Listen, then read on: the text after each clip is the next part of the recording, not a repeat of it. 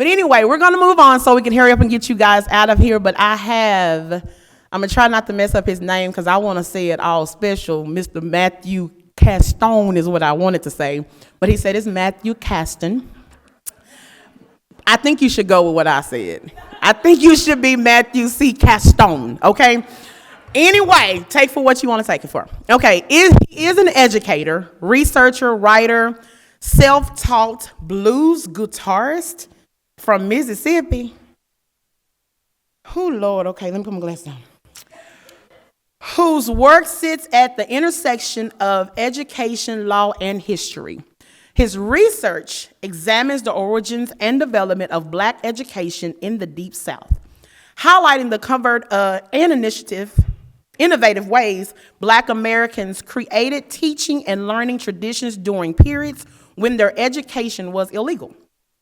Born in Jackson, Mississippi, Mr. Caston earned a Bachelor of Science in Communication from Alcorn State University and Mississippi College, with an emphasis in print journalism and minor in creative writing. My God.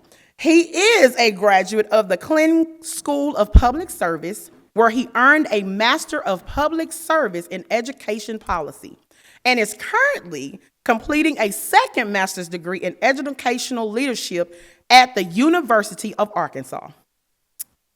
Oh, Lord, this man here. Inspired by his mother's 20-year career as a Mississippi public school educator, Mr. Caston has dedicated his work to K-12 education.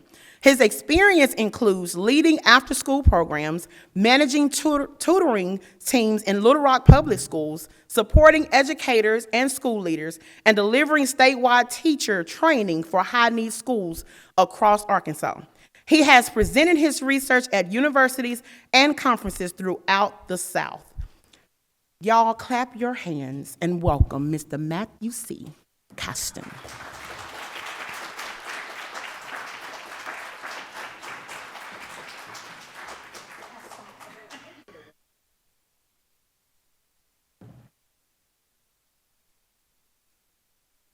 Good morning, everyone. I am excited to be here. First, I want to thank you all for being here this morning, dedicating your Saturday morning to learn about Black education. I want to thank my fellow researchers and speakers this morning for delivering some amazing information. And I want to thank my brother for always encouraging me to be the person that I am, my father for encouraging me to dream, and my mother for lending me her educator's spirit. And without further ado, let's talk about a new theory of learning, the legacy of the 56th United States Colored Infantry and Southland College. So, a quick outline. First, we're going to talk about a unique relationship to learning and education.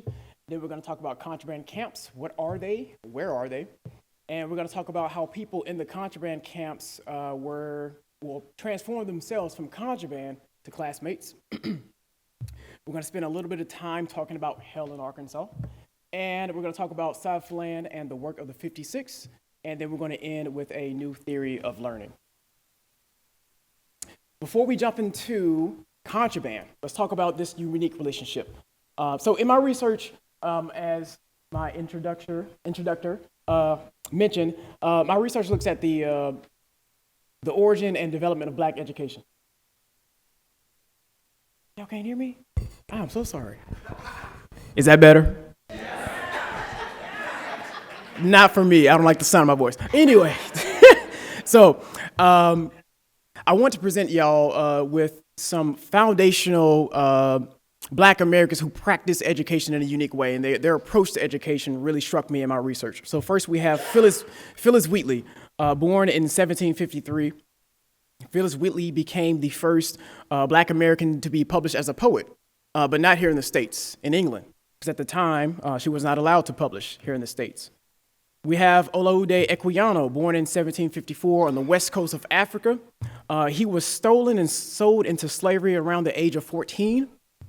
However, his life is pretty phenomenal. He goes on to become an officer in the English Navy, and he sails around the world from Nicaragua to the Mediterranean to the Caribbean, and he writes about his life. in a novel, well, not a novel, but in an autobiography entitled The Interesting Narrative of Olaudah Equiano, and it becomes the first abolitionist piece of literature as an autobiography to be published in the world. We have David Walker, who in 1829 publishes David Walker's Appeal in Boston, here in the United States. And his appeal encouraged Black Americans at the time to take literacy and education as an avenue into liberation. We also have Susie King Taylor, born in 1848 in Savannah, Georgia. Now, I never learned about Susie King Taylor as a child, but I learned about Florence Nightingale. Is anyone here in the audience familiar with Florence Nightingale? So this was actually Florence Nightingale's counterpart. Florence Nightingale was a Civil War nurse serving in South Carolina and Georgia in the Sea Islands. Susie King Taylor served right beside her, but I never learned about her. The interesting thing about Susie King Taylor is that in addition to serving as a Civil War nurse and working with the 33rd Colored Regiment in Georgia, she also was an educator, and she taught the soldiers that she nursed in the camps how to read and write. We have Charlotte Andrew Stevens, born in 1854, who became the first Black teacher in Little Rock Public Schools way back then. Her father was an educator. Her father actually opened a secret school here in Little Rock during the time of the Civil War, and he transferred ownership to that school to a missionary association that was working here. And then last but not least, we have Carter G. Woodson, born in 1875 in Virginia. He was educated by his two uncles who were formerly enslaved themselves. But we know Carter G. Woodson today as the father of Black History Month. And his approach to education and working with teachers was novel in the 1930s, where he adopted something he called mentorship abroad, where he would write about Black history and send his bulletins out to Black teachers to encourage them to use that Black history in their curricula. And I want you to hold these individuals in your mind as we talk about Southland College and the development of higher education here in Arkansas. So as we hold those individuals, let's talk about contrabands of war, which is a very unique status. And I'm going to read a little bit from the slides here. In 1861, Frank Baker, James Townsend, and Shepard Mallory refused to build Confederate batteries and fled to the Union-controlled Fort Monroe in Hampton, Virginia. Having escaped their Virginia plantation, these men, who were formerly enslaved, were in search of freedom and were ready and willing to obtain it by any means. Under the command of Major General Benjamin Butler, a criminal defense lawyer, Fort Monroe was the largest Union-controlled outpost in the area. And I'll quote here, quote, Butler concluded that runaway slaves were to be treated as any other illegal war goods would be, as contraband, subject to seizure by the Union Army, and thus rendering them free. So this is where the term contraband has its origins. It was a unique status placed upon newly freed Black Americans who had fled from Confederate control. This Major General in the Union Army, Benjamin Butler, recognized that while these Black Americans had an owner, their owner wasn't present, therefore they're contraband. And they also applied that term to the communities that Black Americans created once they fled from Confederate lines. They built these informal communities. Those were called contraband camps. So, where are contraband camps today? I want to first thank Dr. Abigail Cooper at Brandeis University because she has done some phenomenal research. What she has done is created the Freed People's Camps Relational Database. And I spoke with her a couple weeks ago to make sure that I could use her work in this presentation. And let me see how I can access this link here.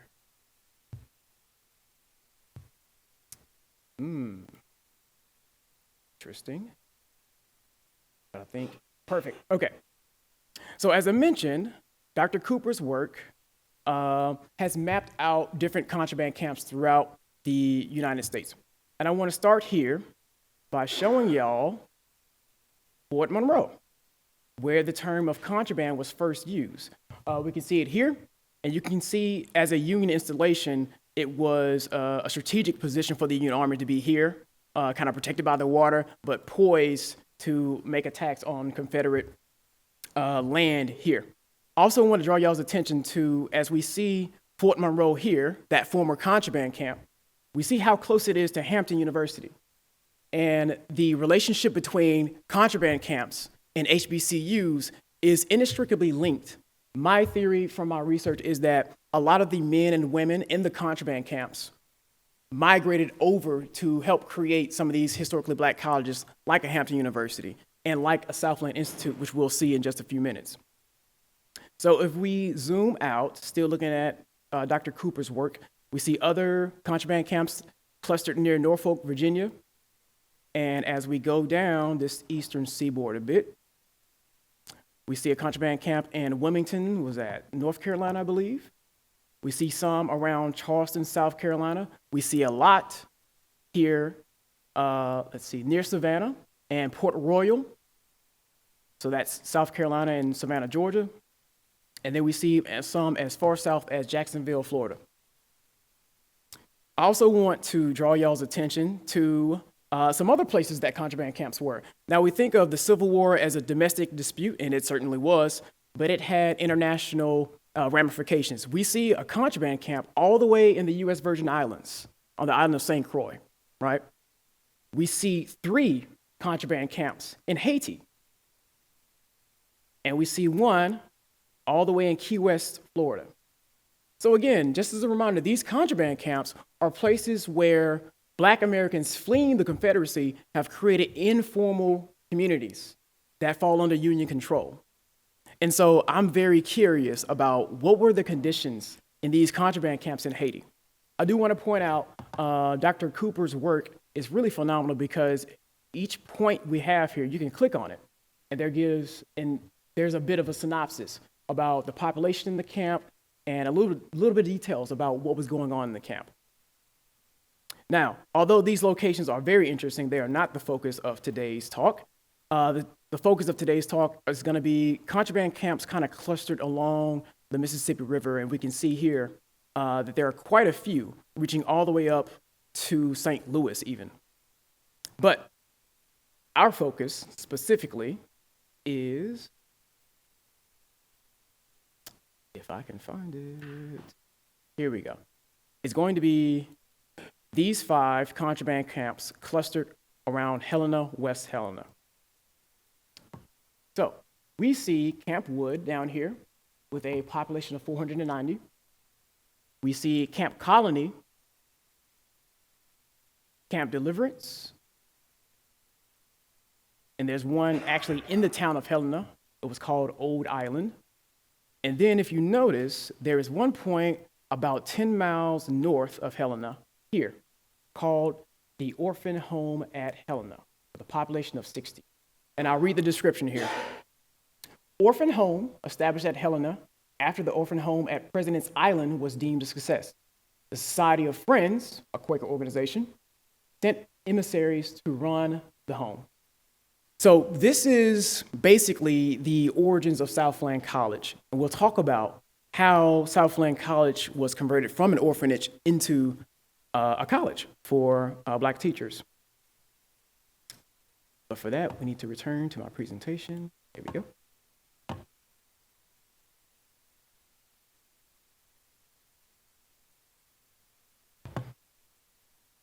So we talked about where some of these contraband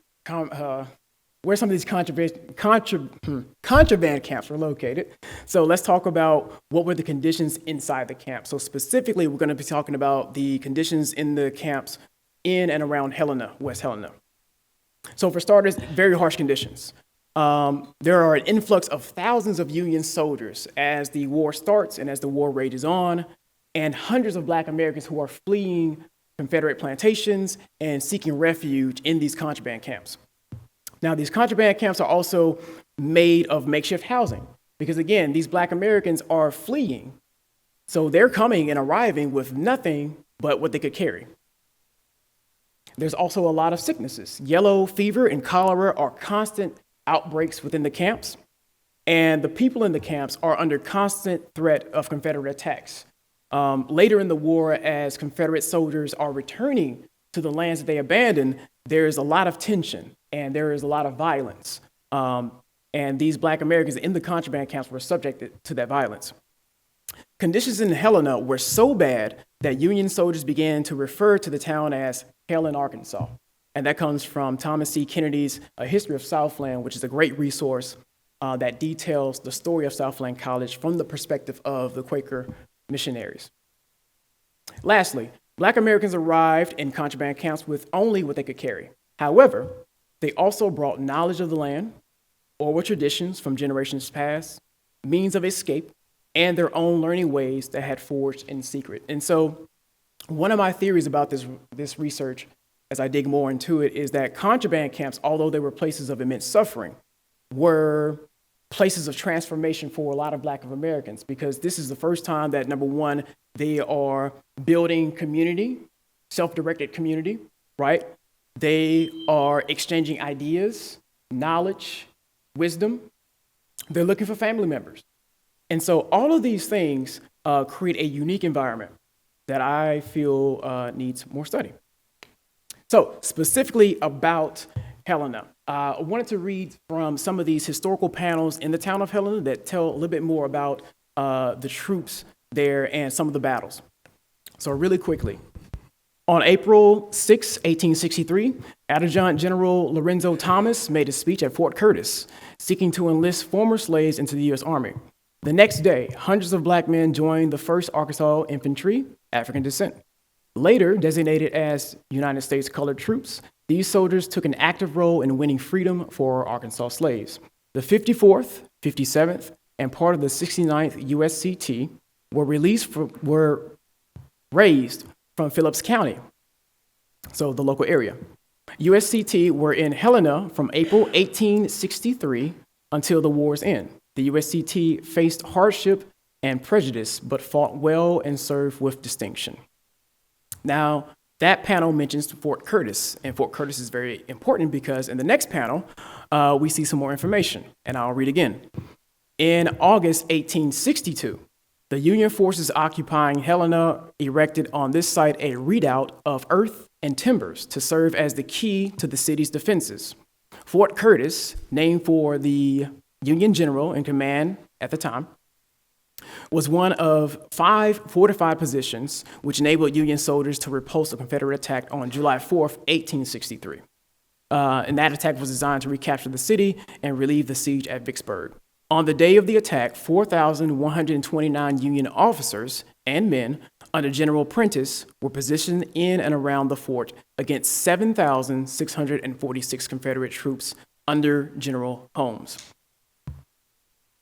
And we have a picture of the interior of Fort Curtis from the Library of Congress. Now, Fort Curtis is important, and what these panels don't tell you is who built Fort Curtis and who built the defenses in and around Fort Curtis that allowed the Union to be successful in its defense of Helena and in its offensive attack in Vicksburg. The people who built those defenses in Fort Curtis were the men in the contraband camps. And many of those men would later be drafted into the Union Army. Now, do y'all remember that small contraband camp that was north of Helena when we look at the map? Okay, there was an orphan home, right? And I said that was the origins of Southland College. And so we have the founders of that orphanage here, the Clark founders, Alida and Calvin Clark. As members of the Indiana Yearly Meeting of Friends, a Quaker organization, Alida and Calvin were sent to aid the displaced children in and around Helena. They departed Cincinnati by steamer, March 1864, and arrived in Helena on April 8th that same year. They established an orphanage that same year, just a few miles north of Helena. And again, that comes from Kennedy's work around the Quakers' efforts in Helena, West Helena.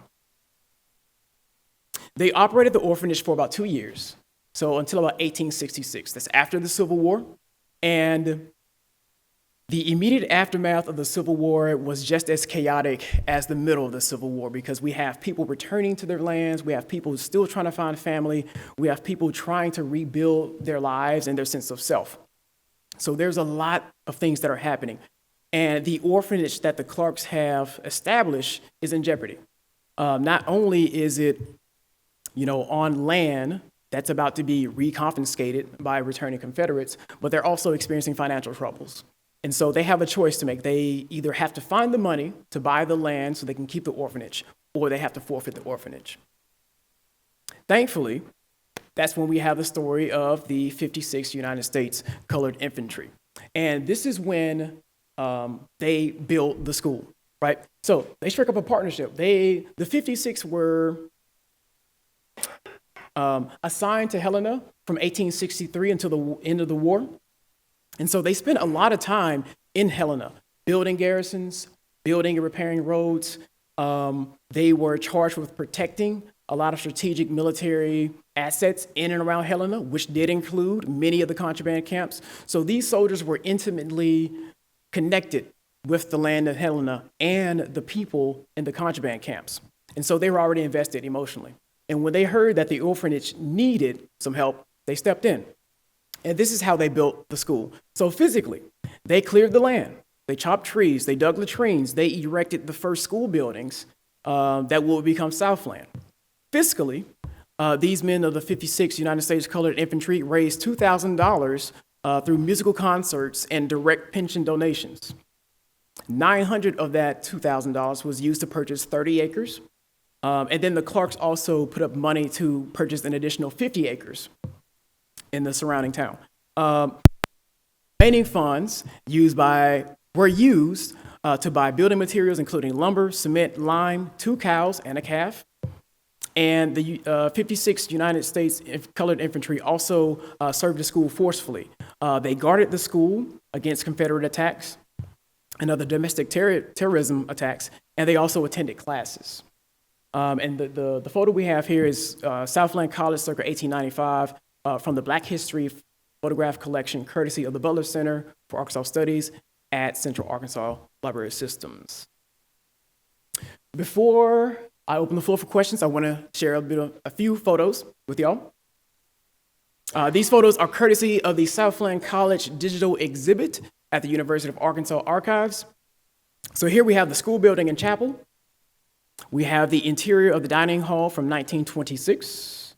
We have Hazard Hall, one of the student dormitories. And we have Pumphrey Hall, another one of the student dormitories.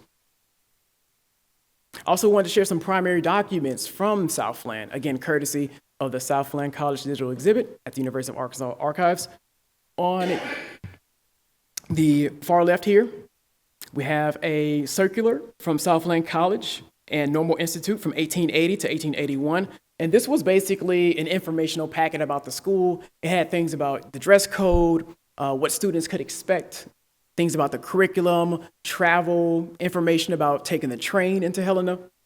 But it also listed instructors and officers. I'm not sure if y'all can see that, but here at the very bottom, we see Alita Clark listed as the matron and the corresponding secretary. We also have Calvin Clark listed just above her as the head of the political economy. And in this segment here, about halfway up, we have Alita Clark listed again as an English instructor. And at the very top, we have a very interesting individual by the name of Henrietta Catterall, who's listed as the principal, normal training, and teacher of physiology. Now, I learned that Henrietta is actually the adopted daughter of the Clarks. So when they arrived in Helena in 1864 and they established their orphanage, they adopted Henrietta. And I thought it was very interesting that this school was a family affair and that the Clarks had got their adopted daughter to head the school. I thought that was very cool. And then over here to I think that's the far right for y'all, we have just a listing of different tuition and fees that were collected from the college in the late 1800s, and it talks about the tuition and fees collected, how many students, how many day students, how many boarding students, and so the records from Southland College housed at the University of Arkansas Archives, many of them are still there. I also wanted to share the very first diploma awarded by Southland College in 1876 to a Mr. Jerry T. Croft. 1876 is when Southland College became designated as a normal school. And normal schools were early schools that were built to normalize the curriculum for K through 12 education. And so this marks when Southland College became a teacher instructing institution. And I also want to share a few students and teachers from Southland College. We have Mr. David Smith, sixth grade teacher. These are formal portraits. We have Mr. Walter Cecil Mills, director of manual training. And we have a group faculty photo, circa 1919 or 1920. Now, 1919 is a very pivotal year. It's the year of the Red Summer, the race massacre in Elaine, which we can read about downstairs in the exhibit here at Mosaic Templars. But I chose to include this photo because for me, thinking about if I were a teacher or a student at Southland, I'm attending Southland Institute in Helena, Arkansas, the year of the Red Summer. And I can't imagine going to school in such a dangerous time and a dangerous setting, right? As an educator, everything that I read about education says that we learn best in environments where we feel safe and connected, where we are in community. And so for these teachers and staff members to create that environment in perhaps one of the most hostile areas, I think it's phenomenal. And so I'm really curious as how they were able to do that. And last but not least, we got to shout out our students. So we have Miss Willie Bell Hendon and Catherine Penny on the yard at Southland College. And we have my absolute favorite photograph from the archives, Mr. Benny Scott of Mississippi, who is so intent in whatever class he's in. I love his focus. And, I wanted to include that because it's one of my favorite photographs in the exhibit. So to bring it back full circle, I am really interested in places like Southland College and places that predate Southland College, such as the contraband camps. And I'm interested in what kind of learning was happening in those contraband camps that influenced the learning in places like a Hampton University or Southland College. Part of my research question is, how does a people learn when it is illegal for them to do so? What do they learn? When do they learn it? How? By what means? Right? And so all of these questions I have collected together in what I call Black learning theory. And I want to share a few elements of Black learning theory based off of the work we just shared and some of the people I mentioned earlier. So one of the things I recognize in Black learning theory immediately is something I call shared vulnerability. And I think that's embodied by Susie King Taylor, who again, born in 1848 in Savannah, Georgia, served as a Civil War nurse. Now, she served as a Civil War nurse on a strictly voluntary basis. So she voluntarily subjected herself to the horrors of war to care for the soldiers, right? But again, she didn't care for them just physically, but she also cared for them mentally and academically, because as she was nursing them back to health physically, she was also teaching them to read and write. After serving in the war, Susie King Taylor returned to Savannah, Georgia, and opened up a night school. Another tenet of Black learning theory is what I call collective remembrance. And I think that's best embodied by Carter G. Woodson and his work, as we mentioned before, with a broad mentorship of teachers, sending them Black history in the 1930s to encourage them to use that history in their curricula to teach students, right? And if you can imagine what a history curriculum looked like in the United States or in the Deep South in the 1930s, he's probably sending these teachers information they have never read before, never heard before, right? But what I like about Carter G. Woodson's approach is it is literally encouraging teachers and Black students to remember their history, right? To piece it back together. 3, narrative resilience. I think both of the previous speakers talked about resilience as essential in education, and I think that's best embodied by Olaude Equiano's work and his autobiography that tells a harrowing tale of someone who was, kidnapped and sold into slavery, yet was still successful. And the fact that his work was the first piece of abolitionist literature written by a formerly enslaved person, I think is the ultimate narrative resilience. Communities of practice. I mentioned that Charlotte Stevens became the first Black teacher in Little Rock Public Schools here in Little Rock. Well, what I didn't mention was that she also had a group of teachers that she mentored and worked with. So before there was a term called PLCs, she was practicing professional learning communities. And last but not least, we have Learning for Liberation, which I believe the previous speaker mentioned that for Black Americans, education has always meant and represented liberation. For other groups, it may be a sign of status or a way to increase one's earning power. But for Black Americans, in that 400-year battle for educational equity, education has always represented liberation. So, as we wrap up, a few key takeaways about Southland College. First, Southland College was built in 1866 by the men of the 56th United States Colored Infantry in Helena, West Helena, in partnership with Alida and Calvin Clark of the Indiana Yearly Meeting of Friends. The first students of Southland were the Black children orphaned during the war in the surrounding contraband camps of Helena, as well as the adults in the surrounding contraband camps. The surrounding Black community sustained the school throughout the years by serving as teachers and through personal donations, special taxes, and donated labor. By 1876, Southland College became a normal school, which are schools aimed at normalizing a formal curriculum for school teachers, and the school also began granting diplomas that same year. And lastly, Southland College was the first institution of higher learning built west of the Mississippi River for the purpose of training Black teachers. Here are my references for those who are interested. I also want to thank the Encyclopedia of Arkansas, who has some amazing information about Southland College for those of you who are interested. As I mentioned, Thomas Kennedy has written extensively about the Quaker efforts in Arkansas and in Helena. I also want to thank the University of Arkansas Archives and, again, Dr. Abigail Cooper at Brandeis University for allowing me to use her wonderful map that we looked at earlier. As we close, to learn more about Black learning theory, origins of Black education in the Deep South, clandestine learning during enslavement, and learning as a form of liberation, please check out my Substack at Black Learning Theory. And as we close, what questions might you have about Southland College, the 56th United States Colored Infantry, and or contraband camps and Black learning theory? Thank you again for allowing me to speak and coming out. It was a pleasure.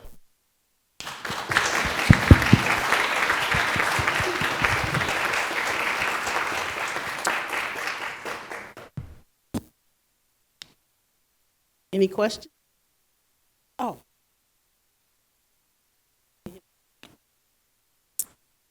My question is, has there been any archaeological studies done at any of the location of the camp? That is such a great question. I think there may be some that have been done in Camp Monroe, the first contraband camp. But I haven't come across any archaeological research or projects, honestly, in my research so far. But that might be a good area to kind of dig into. So great question. My question is, do you think any of the teachers were involved in the Red Summer 1919? Like if they was a victim of it or the massacre in Helena? I know they was talking about a lot of the soldiers got killed in doing it. That's a great question as well. To my knowledge, I think the Red Summer was about farm labor. There was a dispute about farm labor and Black farmers not getting paid as much as white farmers when that was the agreement. So there may have been some teachers involved. There may have well been. I'm sure that they were affected by it. I'm sure that the college was on high alert during that time. But yeah, that's a great question. I'm sure they were affected, nonetheless, whether they're directly involved or not. Any more questions? Were any of the soldiers from the 56 educated at Southland, or any evidence that some of the soldiers went from illiterate to literate in that time period? Yeah, great question. Yes. So there is, I'm forgetting his name, Smith, I forget his first name, but he wrote a story, he's a researcher, and he talks about these early Black education efforts. And he cites that members of the 56 were seen attending classes when they weren't conducting guard duty. So there were soldiers that attended classes. There's also a famous graduate of Southland College I forgot to mention who's downstairs.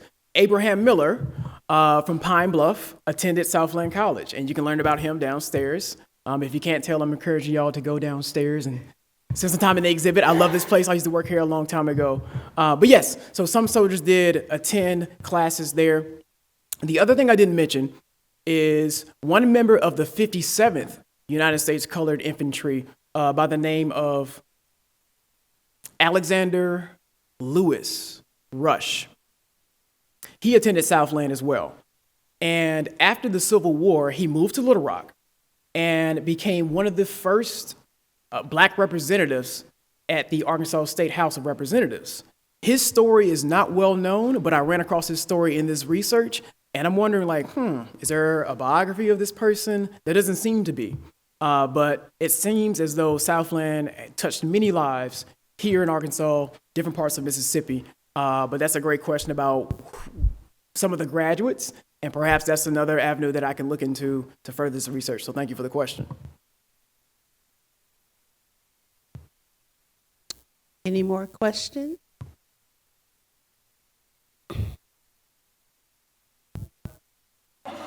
We're recording, so we need good audio. Okay, they are recording, okay.